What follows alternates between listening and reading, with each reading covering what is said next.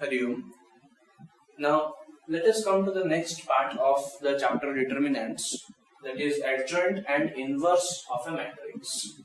So suppose we have a matrix A, square matrix A, then its adjoint is given by, first we have to find the cofactor matrix of A. So cofactor matrix of A and its transpose. So adjoint of A is the transpose of cofactor matrix of A, and you already know how to find cofactors of all the elements of A, and hence you also know how to write the cofactor matrix. So let us take an example. Suppose we have a matrix A is equal to 1, 2, 3, 2, 3, 1, 3, 1, and we want to find adjoint of A. So what to do? First we have to find cofactors of all the elements and then write them in a matrix form so that we will get the cofactor matrix of A, then take its transpose. So first let us find the cofactor of 1, 1 element. So first row, first column.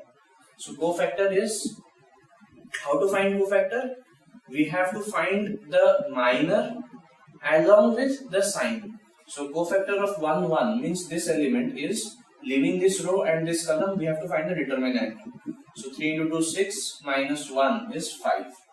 But the sign of this one is plus, minus, plus, minus, plus, minus, plus. So since the sign is plus, the cofactor of 1, 1 is 5. Similarly, cofactor of 1, 2. So leaving this row and the column, 4 minus 3 is 1. But since minus is there, so minus 1. Cofactor of 1, 3, that is this element, is leaving this row and this column. So 2 minus 9 is minus 7. Plus is there, so plus.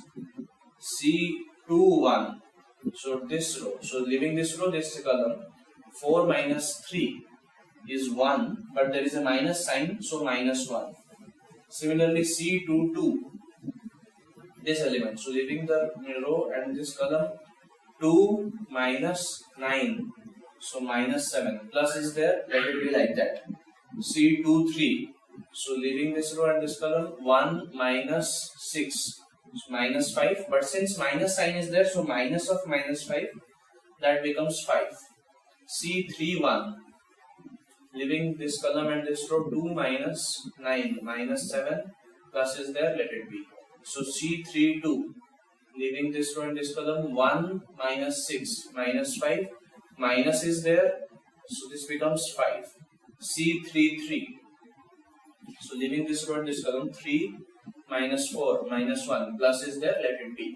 So the cofactor matrix of A is equal to 5, minus 1, minus 7, minus 1, minus 7, 5, minus 7, 5, minus 1. So adjoint of A is the transpose of this one. So 5, since the first row is 5 minus 1 minus 7, so this will be 5 minus 1 minus 7. Then minus 1 minus 7, 5. Then minus 7, 5, minus 1. So this is the adjoint of A. Alright. Now let us see how to find the inverse of a matrix. We have already seen how to find the inverse of a matrix using elementary row operation. That is another method. And so to find the inverse of a matrix, we have two different methods. This is just a formula base. So A inverse is equal to adjoint of A by determinant of A. So this is the inverse of a matrix A. From here you can easily note that if denominator becomes 0, so A inverse will be not defined.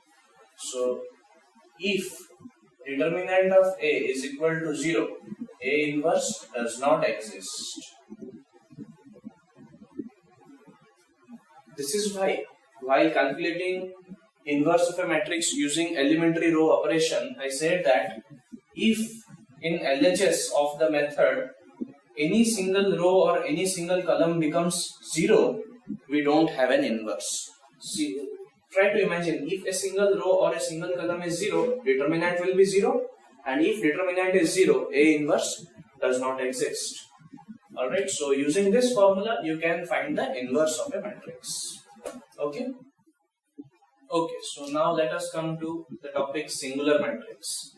A matrix A is called as a singular matrix if determinant of A is equal to 0. If determinant of A is equal to 0, the matrix A is called as a singular matrix. Now, as you know that we have a formula, A inverse is equal to adjoint of A by determinant of A. Now, we have already discussed that if determinant of A is equal to 0, then A inverse does not exist. So, for singular matrices, the A inverse does not exist.